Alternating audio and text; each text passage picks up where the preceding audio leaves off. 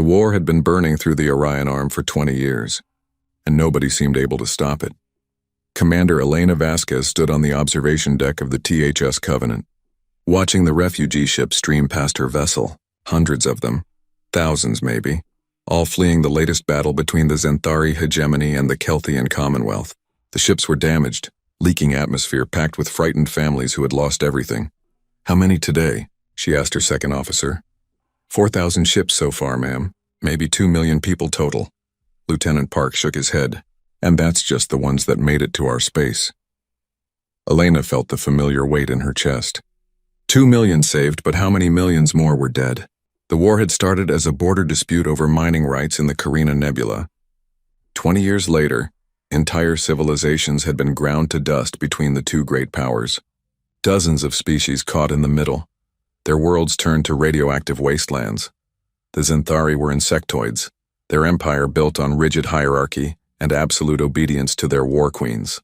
They fought with swarm tactics, throwing thousands of ships at their enemies, accepting horrific losses as the price of victory. The Kelthians were crystalline beings, their ships grown from living mineral, beautiful and deadly.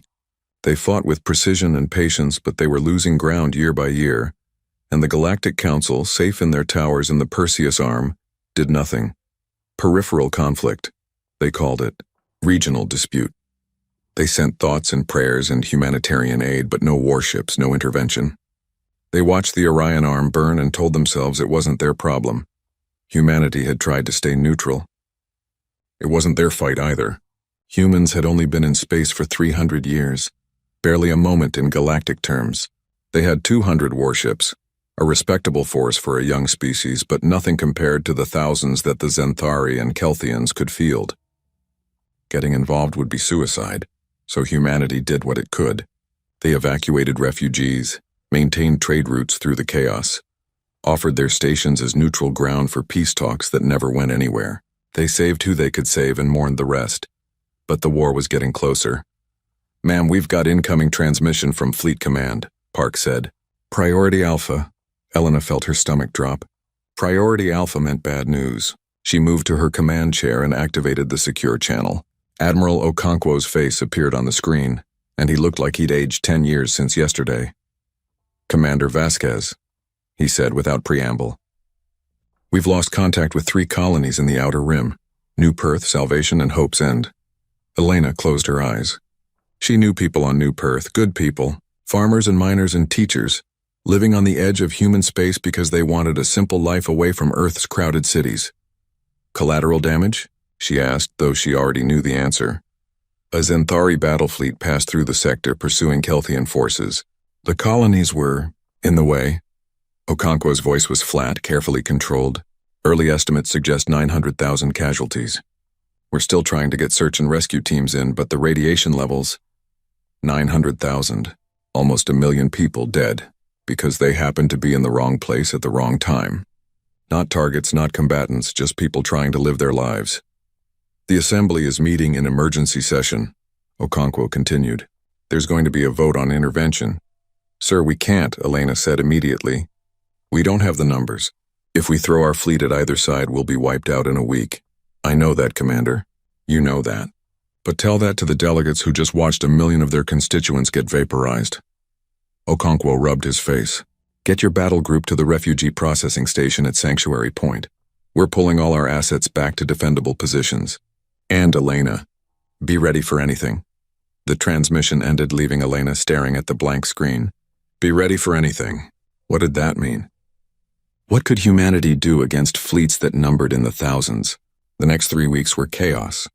The Terran Assembly argued day and night, broadcast live to every human world and station. Doves argued for continued neutrality, for diplomatic solutions, for appealing to the Galactic Council one more time. Hawks demanded immediate retaliation, consequences, protection of human territory at any cost. Elena spent those weeks at Sanctuary Point, coordinating refugee operations and watching the debates when she could. She saw the anger in people's faces, the fear, the helplessness. Humanity had built a good life out here among the stars, but now that life was under threat, and they had no good options. Then the Kelthians came. Ambassador Thelkara arrived at Sanctuary Point on a small diplomatic vessel. escorted by a single damaged warship. Elena met them in the station's formal reception hall, a space designed to impress visiting dignitaries. Today, it just felt empty. Thalkara was beautiful in the way all Kelthians were, their crystalline body refracting light into rainbow patterns. But there were cracks in their structure, stress fractures that spoke of long years of war and suffering. When they spoke, their voice resonated like wind chimes in a storm. "Commander Vasquez, I thank you for seeing me. I know humanity has declared neutrality in this conflict." "We have," Elena said carefully, "but we're always willing to talk peace, Ambassador. Peace." Thalkara's light patterns flickered with what might have been bitter laughter. "There will be no peace, Commander. The Zenthari will not stop until every Kelthian world is conquered or destroyed. We have tried to negotiate. They send only demands for surrender. I'm sorry, Ambassador, truly, but I don't know what you expect from us." "We can't fight your war for you, can't you?" Thalkara stepped closer, their voice dropping to barely a whisper. "I have studied humanity, Commander. I have read your history, your stories, your legends, and I have heard the old rumors that circulate through the Galactic Council. Whispers about humanity's first century in space, about the ships that disappeared, about the Sol Shroud." Elena kept her face carefully neutral, but inside her heart was racing. "I don't know what you're talking about, Ambassador. Don't you?" Thalkara's patterns pulsed with desperate hope. 200 warships, Commander. That is humanity's official fleet strength. But human space is vast. Your population is 17 billion across 100 worlds, and your industrial capacity rivals civilizations twice your age. Where are the rest of your ships? There are no other ships, Ambassador. I don't believe you. Thalkara's voice carried a note of pleading now. The rumors say that humanity nearly destroyed itself in civil war 200 years ago. That you built terrible weapons and then hid them away. Swore never to use them again. The Sol Shroud, the Forbidden Zones, the sealed archives. Something happened, Commander. Something you don't want the galaxy to know. Elena said nothing. She couldn't confirm or deny. She didn't have the authority. But she also couldn't look away from the desperate hope in Thalkara's fractured crystalline form. Please, the ambassador whispered, if there's any truth to the stories, if you have anything that could help. My people are dying. 3 billion Kelthians dead in 20 years, Commander. 3 billion. And when we fall, the Zenthari will turn their full attention to every other species in the Orion Arm, including humanity. After Thalkara left, Elena stood alone in the reception hall for a long time. She thought about the stories her grandmother had told her, late at night when she was a child. Stories that weren't supposed to be repeated about family duty and terrible secrets and ships that slept in darkness. Her grandmother had died when Elena was 15, but she'd left behind a data chip. Don't open this unless the world is ending, she'd said, and pray you never have to. Elena had carried that chip for 20 years through academy training and a dozen ship assignments. She'd never opened it, never even been tempted. But now, she returned to her quarters and retrieved the chip from her personal safe. Her hands shook slightly as she inserted it into her terminal. Her grandmother's face appeared, much older than Elena remembered, recorded near the end of her life. If you're watching this, Elena, then something terrible has happened. Terrible enough that the secrets need to be revealed. Her grandmother's voice was sad but steady. You need to go to Earth. To the Pacific Ocean, coordinates 15.7 degrees south, 142.3 degrees west. There's a facility there deep underwater. Tell them your name. Tell them your remembrance family. Tell them it's time. The recording ended. Elena sat in the darkness of her quarters, thinking about duty and consequences and the weight of decisions that could change everything. The next morning, the vote came through from the Terran Assembly. By a margin of just 3 votes, they had decided. Humanity would not remain neutral, but they also would not rush into war. Instead, they passed Resolution 2477, nicknamed the Ultimatum. Admiral Okonkwo delivered the message personally, broadcast to both the Zenthari hegemony and the Kelthian Commonwealth, as well as to the Galactic Council and every major power in the galaxy. Humanity has watched the Orion Arm burn for 20 years. We have begged for intervention, for mediation, for sanity. We have been ignored. Now our own worlds have been attacked, our people killed in what both sides dismiss as collateral damage. This ends now. Okonkwo's face was stern, his voice carrying the weight of 17 billion people behind it. Effective immediately, Humanity declares a neutral zone encompassing all human territory and adjacent systems. Both Xanthari and Kelthian forces have 30 days to withdraw from this zone. After that deadline, any military vessels from either side found within the neutral zone will be removed by force. This is not negotiable. This is not a request. You have 30 days. The response was predictable. The Galactic Council praised humanity's restraint and urged all parties to respect the neutral zone. The Kelthians agreed immediately, pulling their ships back and expressing gratitude for human protection of refugee populations. The Xanthari laughed. War Queen Zektara's response was broadcast the next day, her multifaceted eyes glittering with contempt. The humans think they can dictate terms to the hegemony? With what force? We have counted your ships, mammals, 200 vessels against our thousands. You will withdraw this insulting demand or we will teach you the price of defiance. But something else was happening, something the galaxy couldn't see. Deep beneath Earth's Pacific Ocean, ancient systems were coming online for the first time in 2 centuries. On Europa, ice began to crack as massive hangar doors opened in the frozen crust. In the asteroid belt, hollowed-out rocks that had floated silent and dark for generations began to glow with power. Elena Vasquez received her orders 3 days after the ultimatum. She was to report to Earth immediately alone, no questions asked. She left Lieutenant Park in command of the Covenant and took a fast courier ship to humanity's homeworld. The underwater facility was exactly where her grandmother had said it would be, 4 kilometers beneath the Pacific waves. Elena's credentials were checked and rechecked, her identity verified against genetic databases, her family history examined. Finally, they let her inside. What she saw took her breath away. The facility was massive, a city-sized complex carved into the ocean floor. And in the central chamber, held in place by gravitational anchors, was a ship unlike anything Elena had ever seen. It was 3 kilometers long, bristling with weapons, its hull made of some dark metal that seemed to absorb light. "The THS Indomitable," said a voice behind her. Elena turned to find an old man in an admiral's uniform she didn't recognize. Dreadnought class. One of 50 kept in reserve at this facility alone. Built 200 years ago, maintained and upgraded ever since, waiting for the day we hoped would never come. "Sir, I don't understand. What is this place?" "This is Site Omega, Commander. One of 73 secret facilities established under the Sol Accords. I'm Admiral Chen, Commander of the Remembrance." He smiled sadly. "Welcome to humanity's greatest secret and greatest shame." Over the next hours, Chen told her everything. The corporate wars that nearly destroyed Earth. The nuclear weapons that came within minutes of launch. The secret treaty that ended it all, where Earth's nations agreed to dismantle their visible military forces and hide their true strength, presenting a peaceful face to the galaxy, while keeping the weapons that could destroy worlds locked away. "We swore never again," Chen said. "We would go to the stars as explorers, not conquerors. But we also swore to be ready just in case. Families like yours, Commander, have guarded this secret for 200 years, training in silence, maintaining ships that officially don't exist, hoping we'd never be needed. And now?" Elena asked. "Now Protocol Resurrection has been activated. We have 30 days to wake the fleet, to crew it with people who've been preparing their whole lives for this moment. 30 days to decide if humanity will remain a minor power hiding in the shadows, or reveal ourselves as what we truly are." "And what are we?" Admiral Chen looked at the massive dreadnought floating before them, the most powerful military force in the Orion arm, and the most terrifying, because we built all of this not for conquest but for defense, and there's nothing more dangerous than someone protecting their home.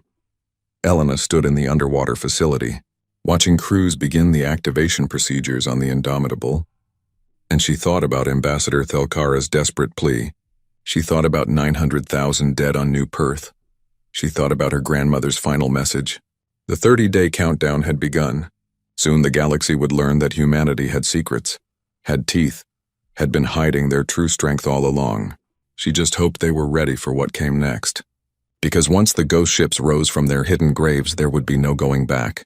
The war was about to change, and so was humanity's place in the galaxy forever. Admiral Chen took Elena deeper into Site Omega, past the massive chamber where the Indomitable waited. They walked through corridors that hummed with activity, as crews rushed to wake systems that had been dormant for 2 centuries. Engineers shouted technical specifications. Officers reviewed ancient tactical manuals, and everywhere Elena looked, She saw faces marked with the same expression of grim determination. "We need to show you everything," Chen said. "You need to understand what you're going to be part of. What humanity really is." They entered a secure briefing room. Chen activated a holographic display that filled the space with images from Earth's history. Elena had studied history at the academy, but what she saw now went deeper than any public record. 220 years ago, Earth was tearing itself apart, Chen began. After we developed faster-than-light travel, corporations and nations raced to claim territory in space. Competition turned to conflict. We called them the corporate wars, but that sanitizes what they really were. Civil wars. Humanity fighting itself for resources, for power, for dominance. The hollows showed burning cities, fleets clashing in orbit around Mars, weapons tests that left craters on dead moons. Elena watched her species' darkest moment play out in light and shadow. We came within hours of nuclear exchange, Chen continued. Not small tactical weapons. Totalvar, extinction-level events. The only thing that stopped it was exhaustion and terror. Both sides looked at what they'd built and realized that if they kept going, there wouldn't be a human species left to rule. The hollows shifted to show a secret meeting on a space station, representatives from every major Earth power, meeting under conditions of absolute secrecy. The Sol Accords were signed by every nation that mattered. The terms were simple but radical. All nations would publicly disarm down to minimal defensive forces. We would present ourselves to the galaxy as a peaceful, unified species, but in secret we would maintain hidden reserves, not for conquest but as a failsafe. The logic was simple. If we ever faced external threats, we needed to be ready. But if we showed our full strength to the galaxy, we'd start an arms race that could lead to the very wars we were trying to prevent. So we've been lying to everyone for 200 years, Elena said quietly. Yes and no. Chen paused the hollows. We haven't attacked anyone. We haven't threatened anyone. Everything humanity has done in the galaxy has been genuine. Our trade, our diplomacy, our peaceful exploration, all real. We just haven't told anyone that we could fight if we needed to. Is that lying or just prudent secrecy? Elena didn't have an answer. She understood the logic, but it still felt like a fundamental deception. Every alien species they'd met believed humanity was a minor military power.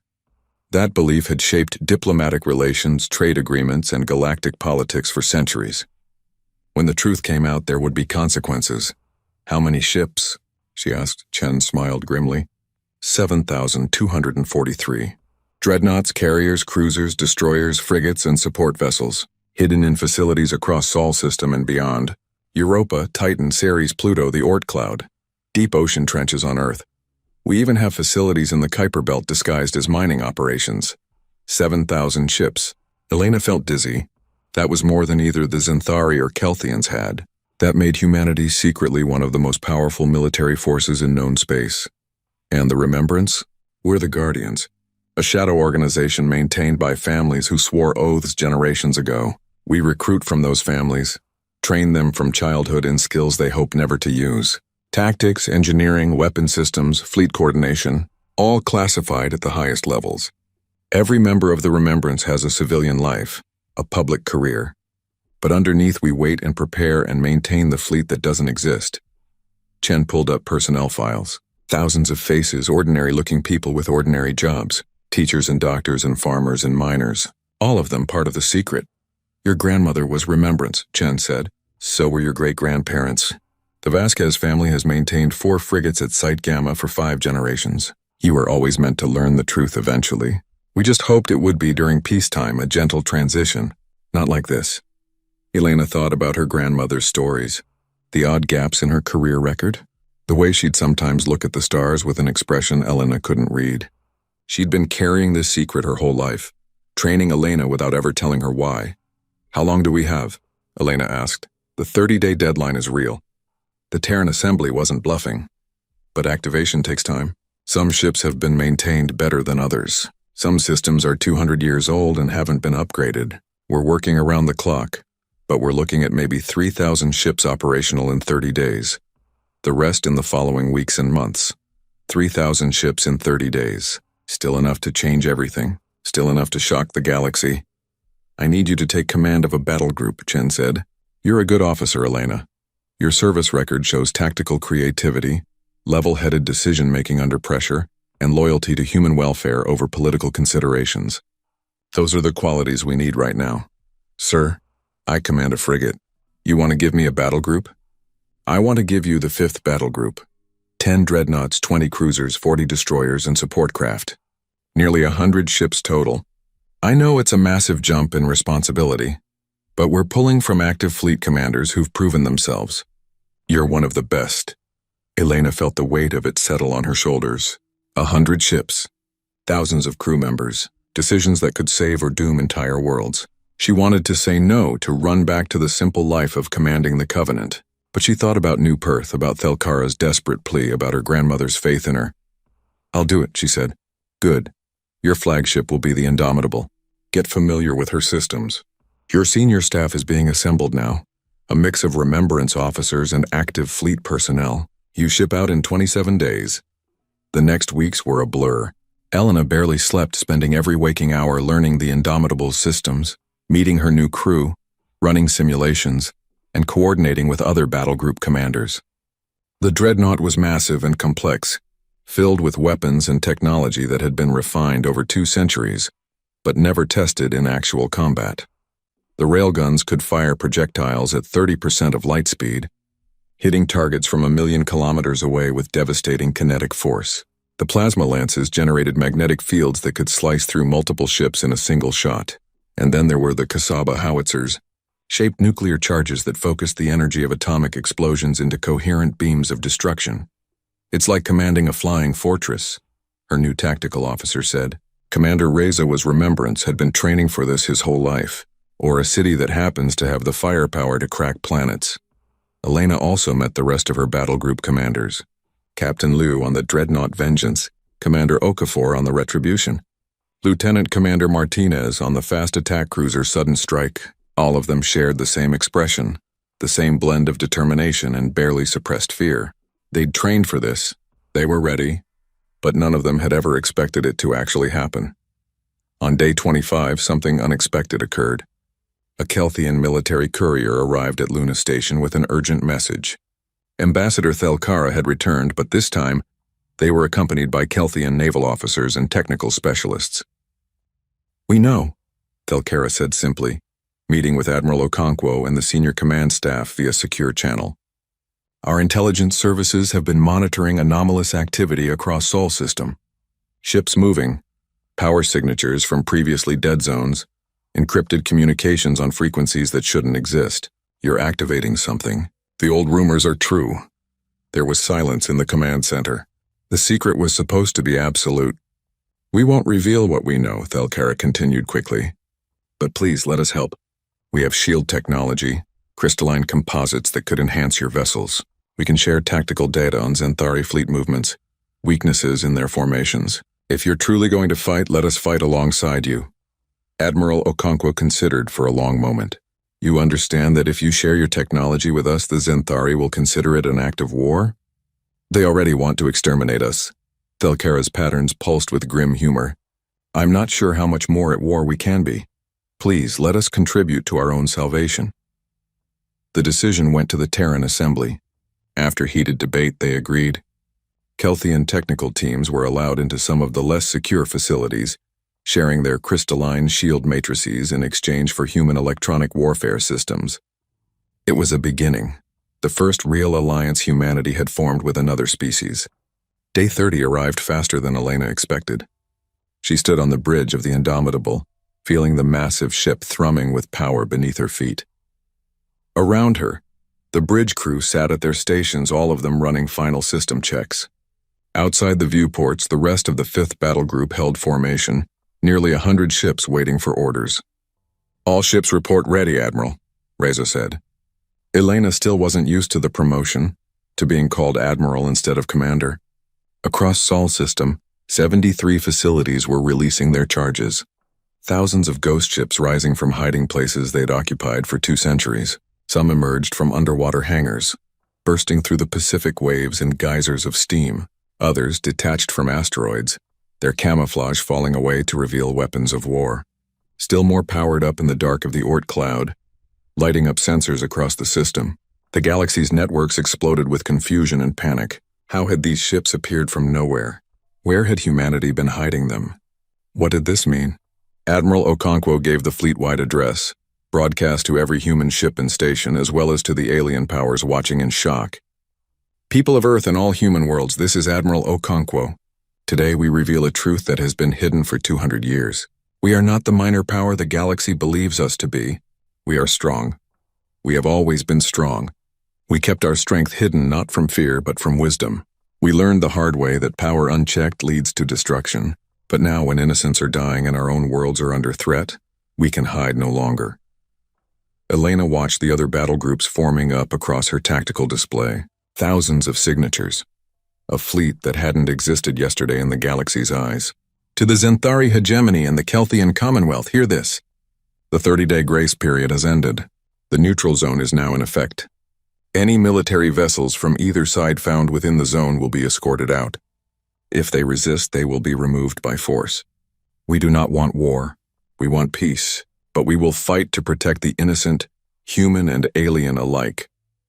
The Kelthian forces complied immediately, their ships pulling back behind human lines, but the Zenthari responded with contempt.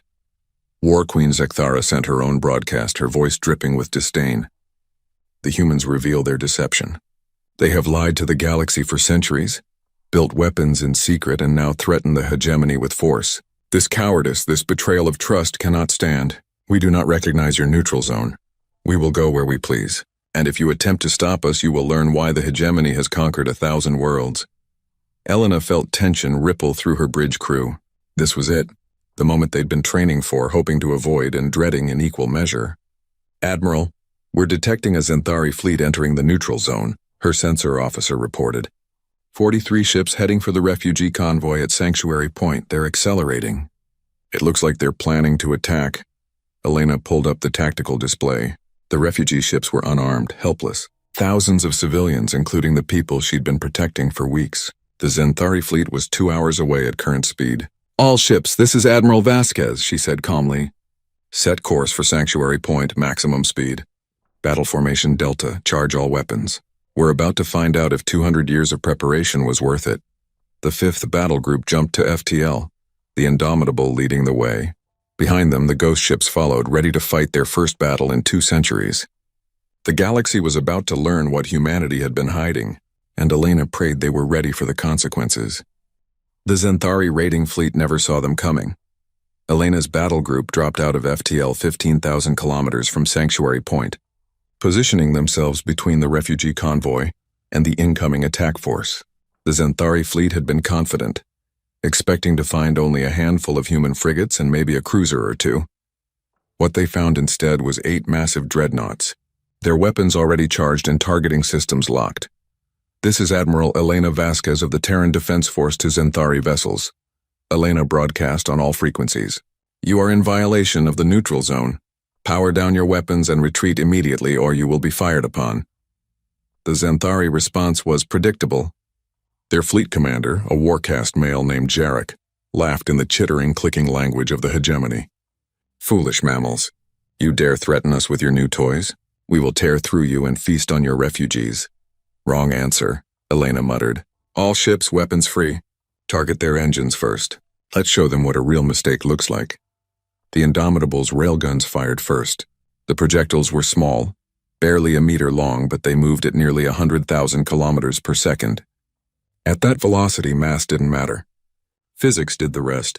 The tungsten rounds punched through the first Zenthari cruiser's shields like they weren't there, tore through the engine section, and exited the other side in a spray of superheated metal and atmosphere. The cruiser went dark, tumbling in space. Its crew dead or dying before they even realized they'd been hit. Holy shit, whispered Riza from the tactical station. Railguns are performing above specifications. The rest of the Zenthari fleet finally reacted, bringing their weapons to bear and opening fire. But they were still thinking in terms of conventional warfare, expecting shield exchanges and drawn-out beam weapon duels. They weren't ready for what came next. The human destroyers activated their electronic warfare systems, jamming Zenthari sensors and communications. Suddenly, the enemy fleet was blind and deaf, unable to coordinate. They fired wildly, some of their shots hitting their own ships in the confusion. Then the plasma lances struck, The dreadnought Vengeance unleashed a coherent beam of magnetically contained plasma that burned through 3 Xanthari destroyers in a single sweep, leaving molten scars where their hulls had been. The Xanthari tried to adapt, tried to swarm the human ships with their traditional tactics, but human point defense systems tracked every missile, every fighter drone, and eliminated them with brutal efficiency. And when a group of Xanthari frigates tried to close to knife-fighting range, the human cruisers demonstrated the Kasaba howitzers. Nuclear explosions shaped and focused by magnetic fields, concentrated into beams of atomic fire. The frigates simply ceased to exist, vaporized so completely there wasn't even debris left behind. 17 minutes after the engagement began, it was over. The Xanthari raiding fleet was gone, 40 ships reduced to wreckage or disabled hulks. The human fleet hadn't taken a single casualty. A few shields had been stressed, some armor scarred, but nothing serious. Elena stared at her tactical display in shock. She'd expected a tough fight, anticipated losses. Instead, it had been a massacre. 2 centuries of technological refinement, weapons designed but never tested, all of it working exactly as intended, maybe working too well. "Scan for survivor," she ordered. "Prepare rescue operations. And someone get me a comm link to Fleet Command. They need to know what just happened." While her ship searched the wreckage for Xanthari survivors, Elena recorded her after-action report. She tried to keep her voice professional, but she couldn't hide the shakiness. They'd just destroyed 40 enemy ships in less time than it took to watch a short vid. The power imbalance was staggering. Admiral Okonkwo's response came through an hour later. His face was grim. "We've received similar reports from 3 other incidents in the last hour. Xanthari forces testing the neutral zone, engaging our ships. In every case, the result was the same. Total human victory, minimal friendly casualties, enemy forces decimated." "Sir, they weren't ready for us," Elena said. "They're still using tactics from the early war, expecting conventional weapons and shield exchanges. Our tech is generations beyond theirs." "I know. And so does the galaxy now. The news networks are going insane. Every species is demanding to know where we got this fleet, how long we've been hiding it, what else we're not telling them." Okonkwo rubbed his eyes. "The Galactic Council has called an emergency session. They want answers. Are we going to give them? We don't have a choice.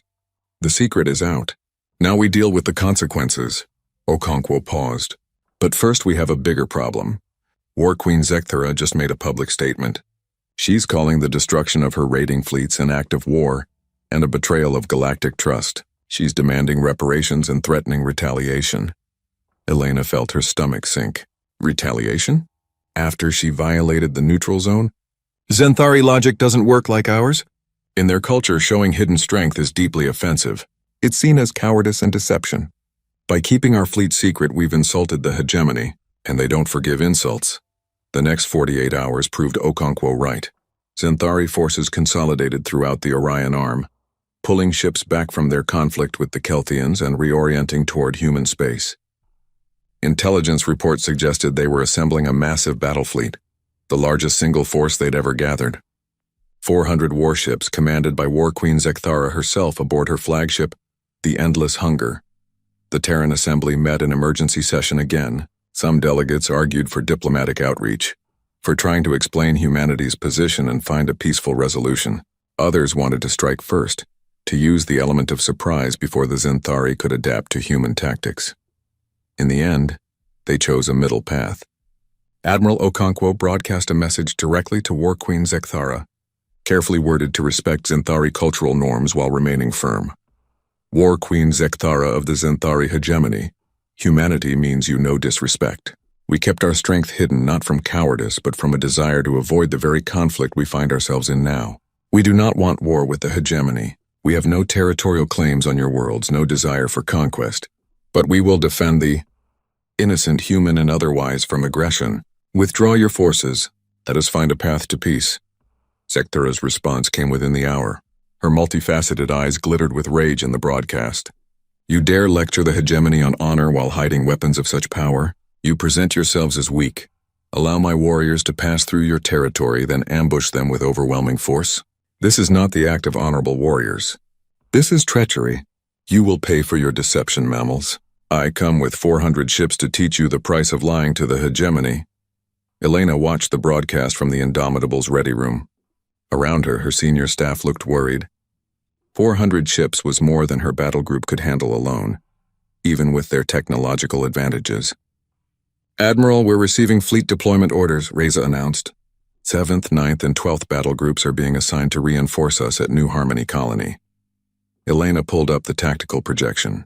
New Harmony was a human colony world with 3 million inhabitants, located at a strategic choke point. If the Zenthari wanted to strike at human space, New Harmony would be their target. It was also perfect defensive terrain, with a large gas giant nearby that could be used for tactical maneuvers. "How long until the other battle groups arrive?" Elena asked. 36 hours. The Zenthari fleet will arrive in approximately 48 hours. They had time to prepare, but not much. Elena began issuing orders, coordinating with the other admirals, planning defensive formations and fallback positions. She requisitioned munitions, deployed sensor buoys, and coordinated with New Harmony's ground defenses. The colonists wanted to evacuate, but there wasn't time to move 3 million people. The best they could do was get everyone into hardened shelters and hope the orbital defenses held. Lieutenant Commander Martinez arrived from the cruiser Sudden Strike, shuttling over to the Indomitable for a strategy session. She looked young, barely 30, but her eyes held the weight of remembrance training. 48 hours isn't much time to prepare," Martinez said, studying the tactical projections. "No, but it's enough," Elena replied. "We have advantages beyond our weapons. We've been training together for years in simulation. The Zenthari are cobbling together a fleet from multiple war queens, multiple command structures. They'll have coordination problems. We're still outnumbered 8-1. Numbers aren't everything. We proved that at Sanctuary Point." Elena highlighted the gas giant on the display. "We use New Harmony's orbital space as our battlefield. Tight coordination, hit-and-run tactics use the planet's gravity well to our advantage. The Zenthari like to swarm to overwhelm with numbers. We deny them that advantage by choosing terrain that limits their ability to bring all their ships to bear at once." The other admirals agreed with the plan.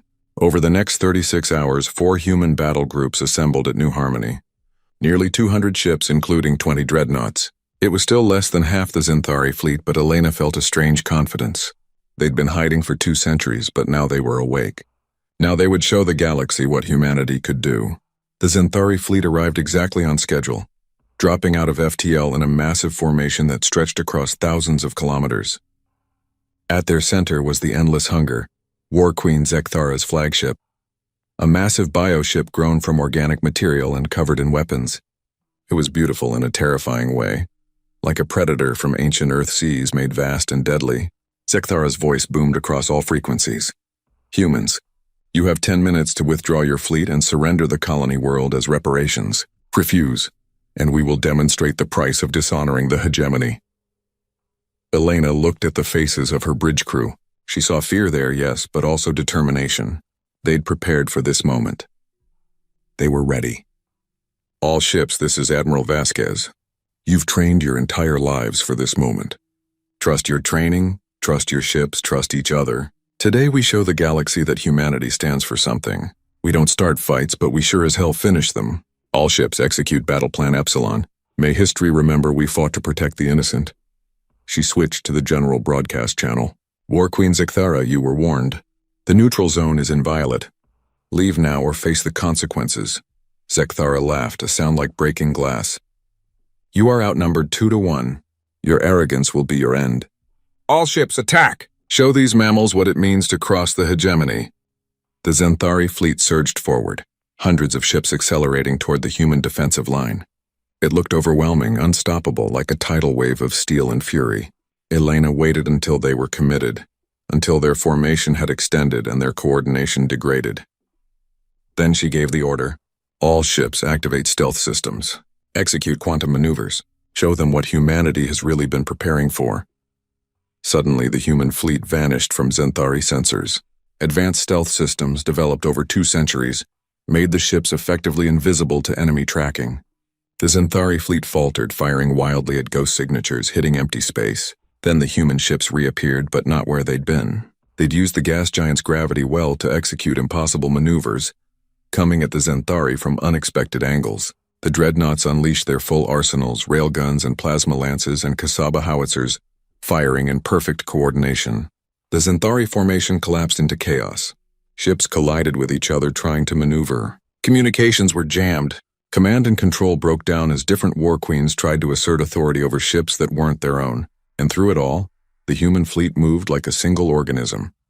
Every ship in perfect sync, executing tactics that had been practiced in simulation thousands of times. They didn't try to win through overwhelming firepower. They won through precision, coordination, and technology the Xanthari couldn't match. Admiral Liu's vengeance crippled the endless hunger with a sustained barrage that overwhelmed its bioshields. Commander Okafor's retribution led a squadron of destroyers through a gap in the Xanthari lines, hitting their support ships and causing panic. Martinez's sudden strike darted in and out of combat, electronic warfare systems turning enemy sensors against each other. An hour into the battle, Xanthara finally understood. The humans weren't lucky. They weren't using some temporary advantage. They were simply better. Better trained, better equipped, better coordinated. Pride prevented her from ordering retreat. Instead, she commanded her remaining ships to close to melee range, to board the human vessels if necessary. But the human point defense systems made that suicide. Wave after wave of Xanthari assault craft were destroyed before they could reach their targets. After 2 hours, the Xanthari fleet was broken. Less than 100 of their original 400 ships remained combat effective. The rest were destroyed or disabled, floating wrecks in the space around New Harmony. And then something impossible happened. More human ships appeared, dropping out of FTL in formations that surrounded what remained of the Xanthari fleet. Dozens of dreadnoughts, hundreds of supporting vessels, all of them fresh and ready for combat. Elena stared at her tactical display in shock. These weren't the ships from the other battle groups. These were new formations, additional Ghost Fleet assets that had been activated and sent as reinforcements. Admiral Chen's voice came through on the command channel. Admiral Vasquez, this is Admiral Chen commanding the 1st Ghost Fleet. We're here to support. Suggest you offer the Xanthari one final chance to surrender before we complete their annihilation. Xanthara saw the new fleet and finally understood. The humans hadn't been showing their full strength at Sanctuary Point. They hadn't even been showing it here. This was just a fraction of what humanity had been hiding. How many? She whispered, her voice broadcast accidentally on open channels. How many ships do you mammals have? Elena decided honesty was the best policy. Enough, War Queen. Enough to defend ourselves and our allies. Enough that you can't win this war. Stand down. Withdraw your forces. Let us find peace before more die needlessly. For a long moment, Xanthara was silent. Elena could almost see the thoughts processing behind those alien eyes. Pride versus survival. Cultural honor versus practical reality. Finally, the War Queen gave the order to retreat. The surviving Xanthari ships disengaged and jumped to FTL, fleeing back toward their territory. The Battle of New Harmony was over. Humanity had won its first major fleet engagement in 200 years. But as Elena looked at the debris field, at the thousands of Xanthari dead, she felt no triumph. Only sadness at the waste of it all. Get rescue operations underway, she ordered. Save who we can. And someone tell the Galactic Council that humanity is ready to talk. It's time the galaxy knew the full truth about us. The victory at New Harmony changed everything, but not in the ways Elena had expected. 3 weeks after the battle, she stood in the Indomitables Memorial Hall, reading the names of the dead. 27 crew members lost when an old plasma conduit had failed during the engagement, flooding an entire deck with radiation. They'd won the battle with minimal casualties compared to the Xanthari, but minimal didn't mean zero. 27 people who'd served faithfully died because a 200-year-old system had a flaw nobody caught. They were good people, Reza said quietly beside her. Lieutenant Park transferred from your old command specifically to serve on the ghost ships. She believed in what we were doing. Elena touched the memorial plaque, feeling the cold metal under her fingers. Park had been young, enthusiastic, excited to be part of history. Now she was just another name on a wall. How many more? Elena asked. How many more are going to die because we're using ships that were never supposed to wake up? Admiral, the Indomitable is one of the most well-maintained vessels in the fleet. If this can happen here, it can happen anywhere. Elena knew he was right. Across the Ghost Fleet, similar incidents were being reported. On the dreadnought Perseverance, a reactor containment field had failed, killing 18. The cruiser Faithful had lost its navigation systems mid-jump, nearly tearing itself apart in FTL space. They'd been lucky to lose only 5 crew members. The destroyer Swift Justice had experienced a catastrophic computer failure that left it dead in space for 6 hours, vulnerable to any attack. The ships were powerful, yes, but they were also old. 2 centuries of maintenance could only do so much. Metal fatigued, systems degraded, and sometimes people died because of it. Back on Earth, protests were growing. Millions of people had taken to the streets in major cities demanding answers. The media played footage of the protests on endless loop, showing crowds carrying signs that read, "We hid these weapons for a reason and no more secret wars." Elena watched the broadcasts in her ready room, trying to understand both sides. She'd lived the secret, knew the burden of carrying it, but she also understood why people were angry. The revelation of the Ghost Fleet had shattered the trust humanity had built with other species. It made every diplomatic statement, every peace treaty, every friendship seem like a lie. A journalist from Earth's global news network had gotten an interview with a former Remembrance member who'd broken their oath of silence. The old man spoke passionately about the weight they'd carried. "We trained our whole lives for this," he said, his voice shaking. "We hoped it would never be needed. Every generation passed down the burden to the next, praying they wouldn't have to use what we'd built. And now we're using it. We're becoming what we were afraid of becoming." The Galactic Council had summoned Admiral Okonkwo to answer questions. Elena watched that broadcast too, seeing her superior officer defend humanity's actions while admitting the deception. "We did what we thought was necessary to survive," Okonkwo said to the assembled alien delegates. "We'd nearly destroyed ourselves once. We swore never again. But we also swore to be prepared if threats arose. Perhaps we were wrong to keep it secret. Perhaps we should have told the galaxy from the beginning. But we can't change the past. We can only move forward." The Council's response was mixed. Some species, particularly those who'd suffered in the war between the Xanthari and Kelthians, were grateful for human intervention. Others were frightened, worried about what else humanity might be hiding. A few were furious, calling for sanctions and isolation until humanity could be trusted again. Meanwhile, the war itself had entered a strange new phase. The Xanthari hegemony had pulled back behind their borders, licking their wounds and reassessing their strategy.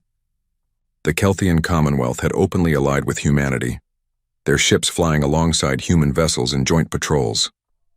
And other species caught in the middle were seeking human protection, asking for the Ghost Fleet to defend their territories. The neutral zone had expanded from just human space to include dozens of star systems.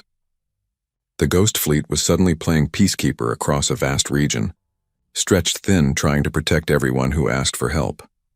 Elena's battle group was assigned to patrol the border between human space and Xanthari territory, watching for any signs of renewed aggression. It was tedious, stressful work. Every sensor contact could be an attack. Every diplomatic incident could spiral into war. And all the while her ships continued to suffer from age and wear.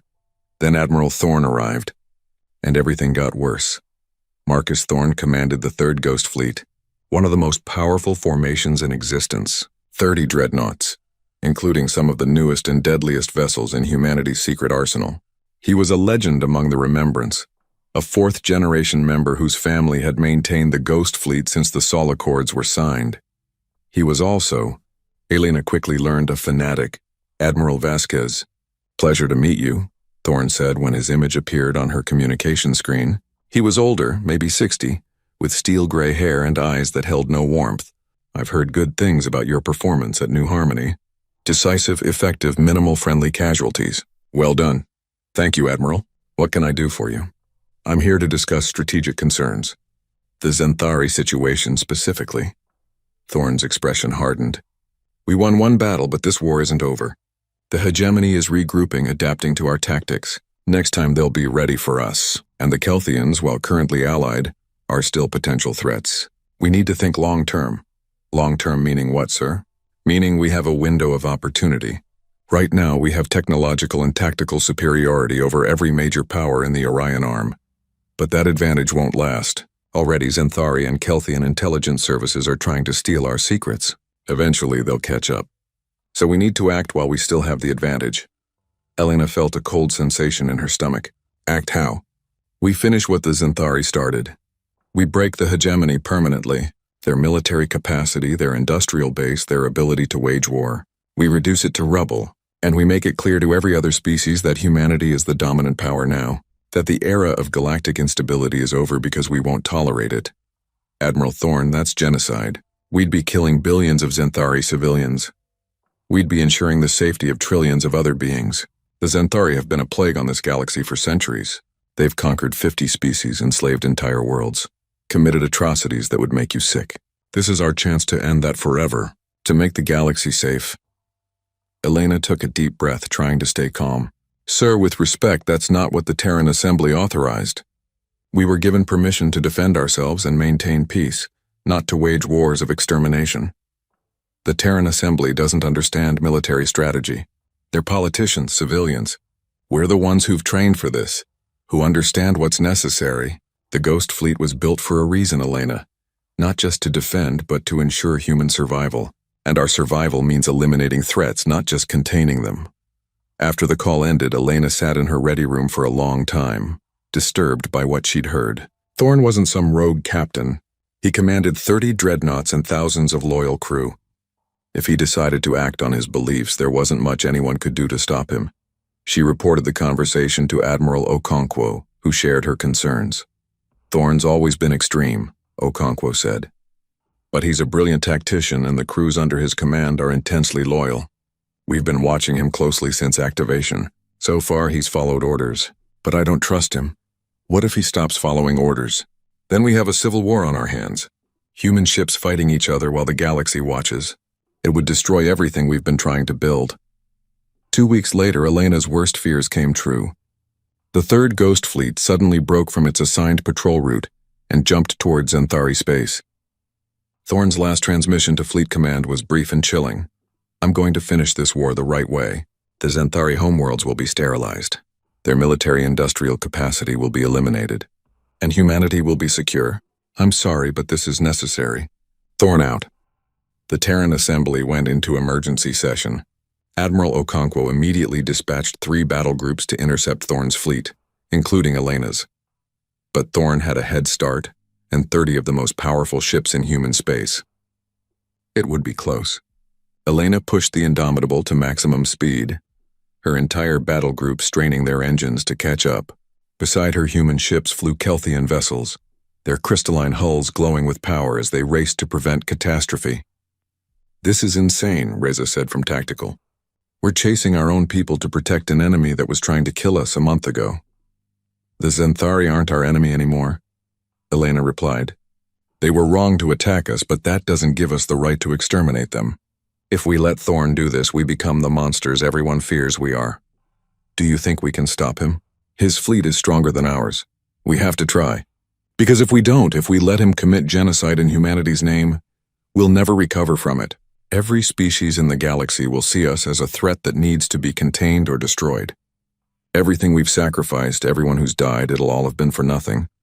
The chase took 3 days. Thorne's fleet moved through Xanthari border systems, destroying military installations with brutal efficiency. He didn't target civilian populations yet, but he was clearly working his way toward the hegemony's core worlds. Elena's battle group finally caught up to him at the Jarek system, site of a major Xanthari shipyard. Thorne's ships were in the middle of reducing the shipyard to debris when Elena's fleet dropped out of FTL. Admiral Thorne, this is Admiral Vasquez. Stand down immediately. You are acting without authorization. You are violating the Terran Assembly's orders and committing acts that will be considered war crimes. Thorne's face appeared on her screen, and she was shocked by what she saw. He looked tired, older, but also absolutely certain in his convictions. Elena, I was hoping they wouldn't send you. You're a good officer. You understand what's necessary. Don't do this. Marcus, you're about to murder billions of people. I can't let that happen. They're not people, they're Xanthari. They're a species built for conquest and domination. If we don't stop them now permanently, they'll rebuild and come back stronger. We have to be ruthless. It's the only way to ensure long-term peace. Peace built on genocide isn't peace. It's tyranny. You know that. Your family spent 200 years guarding weapons so they'd never have to be used for something like this. Don't spit on that sacrifice. For a moment, something flickered in Thorne's eyes. Doubt maybe, or pain. But then his expression hardened again. I've already committed. I can't turn back now. If you want to stop me, you'll have to fight me. Are you willing to kill other humans to save aliens? Elena looked at her tactical display. Thorne's 30 dreadnoughts versus her 20, and the supporting ships from the other battle groups. It would be bloody. Humans killing humans, the civil war that everyone had feared. But before she could respond, something changed. On her tactical display, new signatures appeared. Dozens of them dropping out of FTL all around both fleets. They weren't human ships. They weren't Xanthari or Kelthian either. They were something else entirely. Massive vessels, each one the size of a small moon, made of materials that didn't register on human sensors. They simply appeared in space, defying physics, their presence impossible to ignore. And then they spoke. Not through radio or standard communications, but directly into the minds of every conscious being in the system. The voice was old, patient, and utterly without mercy. The sleepers wake. The heirs are being tested. All must cease conflict or face judgment. Elena felt the words in her bones, in her soul. Around her, her bridge crew staggered, some crying out in shock. On the tactical display, she saw Thorne's ships going still, weapons powering down involuntarily. "What the hell is that?" Reza whispered. Elena stared at the impossible ships and felt a dread unlike anything she'd ever known. They'd been worried about human wars, about Xanthari and Kelthian conflicts. But now something far older and more powerful had awakened, and it was watching them all with judgment in its ancient eyes. The voice spoke again, this time with more detail, and Elena felt information flooding into her mind. Not words exactly, but concepts, understanding, history compressed into moments. The beings called themselves the Architects. 3 million years ago, they had seeded the Orion arm with life, designed the biological foundations that would eventually evolve into the species now fighting among the stars. They'd built monitoring systems and gone dormant, waiting to see if their children could mature without destroying themselves. The current war, spreading nuclear fire and antimatter across dozens of systems, had triggered their fail-safe protocols. The Architects had awakened to pass judgment on whether their children deserved to continue existing. "Your species have been found wanting," the voice declared. "The Xanthari conquer without mercy. The Kelthians fight without seeking peace. The humans hide weapons while preaching cooperation. None of you have learned the lessons we embedded in your genetic codes. None of you have achieved the harmony necessary for continued existence." Around the system, the Architect vessels began to glow with power that made human weapons look like children's toys. Elena understood instinctively what she was seeing. Planet-killing power, civilization-ending force, the ability to sterilize entire star systems and start the evolutionary cycle over again. "Wait!" she broadcast on all frequencies, knowing somehow the Architects would hear. "You're judging us, but you're not giving us a chance to prove ourselves. Yes, we fight. Yes, we make mistakes, but we're trying. We're learning. You have had millions of years to learn. The cycle must reset. Then you're no better than Admiral Thorne," Elena shouted. "You're committing genocide because you've decided we're not good enough. Billions of lives ended because we don't meet your standards.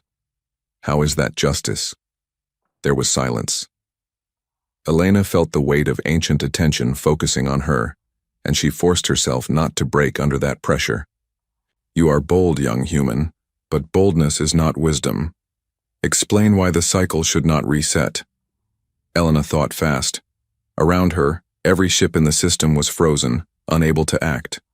Human, Xanthari, and even Thorne's rebellious fleet. They were all at the mercy of these ancient beings.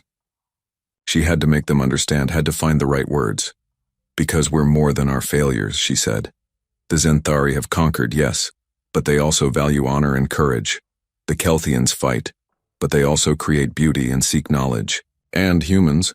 We prepared for war while praying for peace. We built weapons we hoped never to use. Doesn't that mean something? You hid weapons while building trust with others. You lied for 2 centuries. This is not behavior worthy of survival. We lied to protect everyone, including ourselves. We'd almost destroyed ourselves once. We were terrified of doing it again. So yes, we kept secrets. But when innocence needed protection, we revealed those secrets. We risked everything to do what was right. Doesn't that count for something?" Elena felt others listening now. On the open channel, she could see that her words were being broadcast across the system to every ship. Thorne's crew, her own people, even the Zenthari forces that had been fighting in the area. They were all hearing this. An idea formed in her mind. Crazy, desperate, but maybe the only chance they had. You want to test us? Then test us properly. Put us in a situation where we have to work together or die. Not humans against Zenthari, not any single species, but all of us cooperating. If we fail, then fine. Reset your cycle. But give us one real chance. The silence stretched.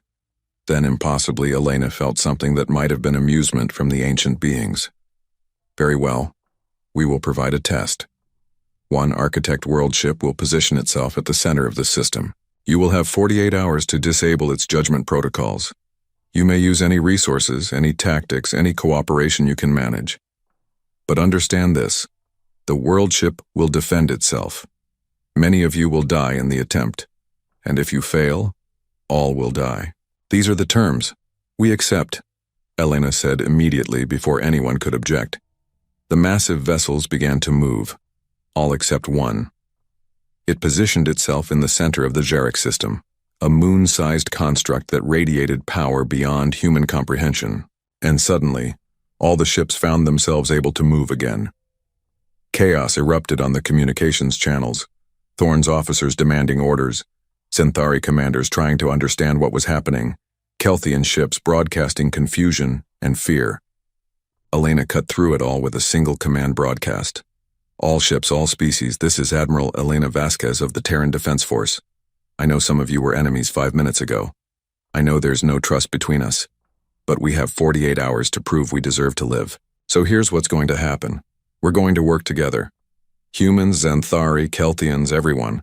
We're going to pool our resources, share our technology, and coordinate our tactics. Because that's the only way we survive this. Why should we trust you, human? Came a Zenthari voice. Elena recognized the speaker as Commander Galactic, one of War Queen Zekthara's senior officers. You attacked our fleets, destroyed our ships. Because you attacked first, Elena replied calmly. Because both of us made mistakes. And because right now, our past doesn't matter. Only our future does. We can die separately or we can fight together. Your choice. There was a long pause. Then Thorn's voice cut in and Elena was surprised by what she heard. She's right, the Admiral said quietly. I was wrong. I was so focused on winning, on eliminating threats that I forgot what we were supposed to be protecting. If these architects want to see us cooperate, then let's show them what we're capable of. All ships under my command will coordinate with Admiral Vasquez. Thorn out. One by one, the other commanders agreed. Zenthari ships, Kelthian vessels, and human fleets all acknowledging that they would work together. It was unprecedented, impossible, and absolutely necessary. Elena immediately began coordinating the combined fleet. She set up communication channels, assigned roles based on each species' strengths, and started analyzing the Architect world ship. We can't destroy it, Reza reported after initial scans. The hull is made of something our sensors can barely detect. It's like trying to scan folded space. We don't need to destroy it, Elena replied. We need to disable the judgment protocols. That means getting inside somehow, finding the control systems and shutting them down. A Kelthian science officer named Velthara offered a suggestion. Our crystalline technology might be able to interface with the world ship's systems. If we can get close enough to establish a resonance connection, the hegemony's bioships can adapt to extreme environments, Commander Galactic added. If there are areas that would destroy mechanical systems, our organic technology might survive. And human electronic warfare systems can disrupt defensive networks, Thorn said, his ships joining the formation. We jam their sensors, you Kelthians establish your connection, and the Zenthari move in for the physical infiltration. It was rough, improvised, and had 100 ways to fail. But it was also genuine cooperation between species that had been killing each other for years.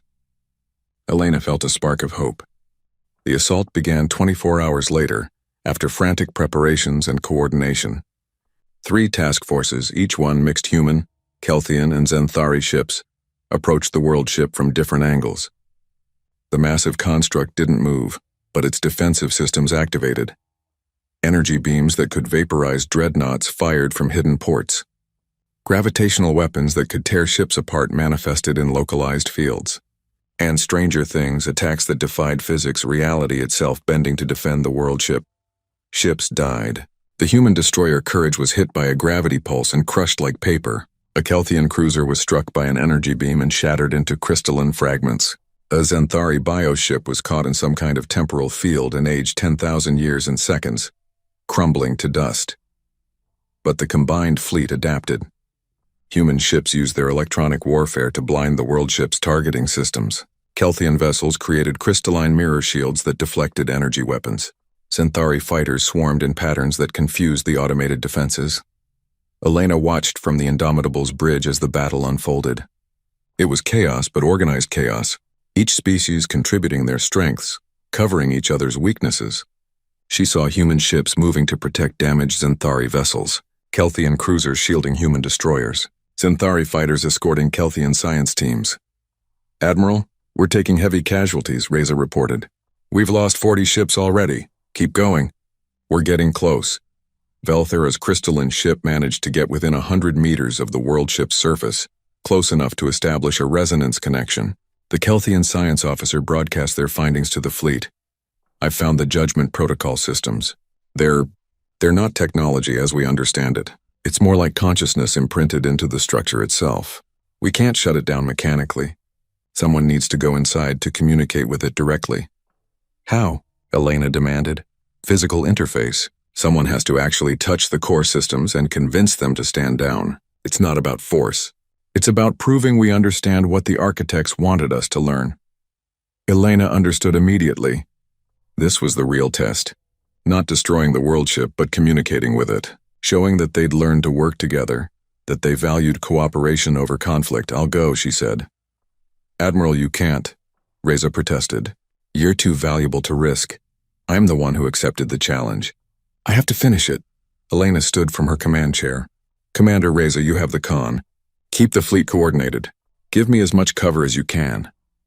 Elena took a shuttle, escorted by a mixed squadron of human, Kelthian, and Xanthari fighters. They dodged through defensive fire, losing escorts one by one until finally the shuttle touched down on the world ship's surface. The hull opened before her like a living thing, creating a passage inward. Elena walked through corridors that existed in more dimensions than she could process, following the sense of direction that the architects provided. Around her, the walls showed images from galactic history. Civilizations rising and falling, species learning and growing or failing and being reset.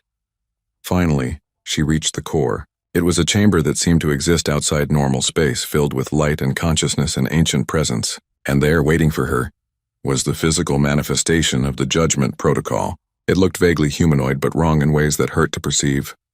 "You have come, young human. The fleet performs adequately, but success was expected once cooperation was achieved. The true test is here. Convince us that the cycle need not reset." Elena took a deep breath. This was it. Everything came down to this moment.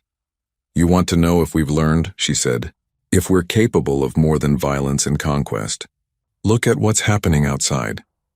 3 species that were trying to kill each other 48 hours ago are now dying to protect each other. We're not perfect. We make mistakes. We fight and argue, and sometimes we're stupid. But we learn, we grow, and we're capable of so much more than just survival. Words. All species speak noble words before they are judged. Then look at our history, not just the wars, but what comes after. Humans nearly destroyed ourselves, and we chose to hide weapons we hoped never to use. The Xanthari have conquered, yes, but they also have a strict honor code, rules that limit how they fight. The Kelthians seek knowledge even in war. We're all flawed, but we're all trying to be better than we were. Yet Admiral Thorne sought genocide. Your own species harbors monsters. Yes, and we stopped him. Not because we were ordered to, but because it was right. We're capable of recognizing our own evil and fighting against it. Isn't that what you wanted? Species that police themselves, that strive for something better? The presence considered her words. Elena felt her thoughts being examined, her sincerity tested. It was like being stripped bare, every secret, every fear, every hope laid open. You believe your words, the presence finally said. And the cooperation displayed is genuine, born of necessity but also of growing understanding. This is unexpected. The cycle was supposed to be predictable, but you humans, you complicate everything. We're good at that, Elena said with a slight smile. The judgment is deferred. The cycle need not reset. You have proven the capacity for evolution. But understand this, young species, we will be watching. If you fall back into destructive patterns, if you fail to continue growing, the judgment will return. And it will be final. Elena felt relief wash through her like a wave. We understand. We won't waste this chance. The chamber began to shift, reality reasserting itself. Elena found herself back in her shuttle, lifting off from the world ship's surface. Outside, the massive construct was powering down, its weapon systems going dark. The architects had withdrawn their judgment. The combined fleet erupted in celebration. Human ships, Xanthari vessels, and Kelthian cruisers all broadcasting messages of relief and joy. They'd done it. Together they'd faced extinction and survived. Elena returned to the Indomitable to find her bridge crew cheering. Reza pulled her into a hug, laughing with relief. Even the normally stoic Kelthian liaison officers showed signs of emotion, their crystalline bodies glowing with bright, happy colors. Admiral, we're receiving transmissions from across the fleet, the communications officer reported. Everyone wants to talk to you. The Terran Assembly, the Galactic Council, War Queen Zekthara herself. Elena took a deep breath. The hard part was just beginning. They'd survived the test, but now they had to turn temporary cooperation into lasting peace. Over the next weeks, she participated in countless negotiations. The Xanthari hegemony agreed to peace talks, finally accepting that conquest wasn't sustainable. War Queen Zekthara, surprisingly, became an advocate for cooperation, saying that the architects had shown her that true strength came from unity, not domination. The Kelthian Commonwealth formalized their alliance with humanity, sharing technology and creating joint research programs. Other species across the Orion arm joined in, creating a new political structure they called the Orion Alliance. Admiral Thorne faced trial for his actions, but his sentence was surprisingly light. Community service and mandatory psychological counseling.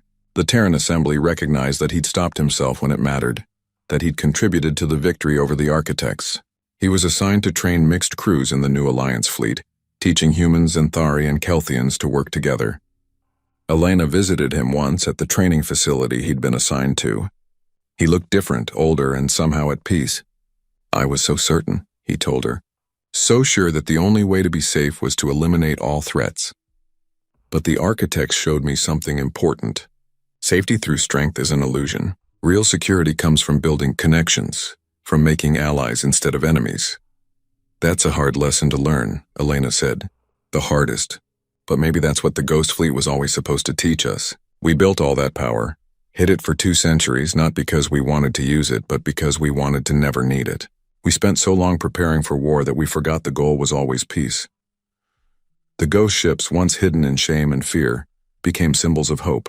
The Terran Defense Force transformed into the Orion Peacekeepers, a joint command with officers and crew from dozens of species. The massive dreadnoughts that had fought at New Harmony now patrolled trade routes, protected colonies, and intervened in conflicts before they could escalate. Elena was promoted to Fleet Admiral, commanding the first peacekeeping fleet. She stood on the bridge of the Indomitable, now sharing space with Kelthian science officers and Xanthari tactical specialists, and felt a sense of purpose she'd never known before. Admiral, we're approaching the ceremony site, Reza reported. He wore the uniform of the new alliance now, with insignia representing all 3 founding species. The ceremony was being held at New Harmony, the colony world where humanity had first revealed its true strength. Representatives from 100 species gathered to watch the unveiling of a monument. It showed 3 figures, human, Kelthian, and Xanthari, standing together and reaching toward the stars. Elena gave the keynote speech broadcast across the galaxy. We were tested and found ourselves wanting. But we were also given a chance, and we took it. We learned that our strength doesn't come from our weapons, advanced as they are. It comes from our willingness to work together, to overcome our fears and prejudices, to be better than we were. The ghost ships rose not to conquer, but to protect. And in doing so, they taught us what we'd forgotten, that the greatest power is the choice not to use power, except in defense of those who cannot defend themselves. After the speech, she met with Ambassador Thelkara. The Kelthian's crystalline body was whole now. the cracks healed, glowing with vibrant colors. "Thank you," Thelkara said simply, "for believing in us, for protecting us, for proving that the old rumors were true." "Thank you for trusting us," Elena replied, "for giving us a reason to wake the fleet, for reminding us what we were supposed to be protecting." That night, alone in her quarters, Elena pulled up a secure channel to the Sol system. Deep beneath Earth's oceans and scattered across the system's moons and asteroids, 73 facilities continued their work. More ghost ships remained in storage, maintained and upgraded, waiting for a day that might never come. Admiral Chen's face appeared on the screen. He looked tired but satisfied. "Well done, Elena. You've given the Remembrance a new purpose. We're not just guarding weapons anymore. We're guardians of peace." "Keep watching," Elena said. "The architects said they'd be back if we failed to keep growing. We need to be ready. We will be, but now we're ready with allies, not alone. That makes all the difference."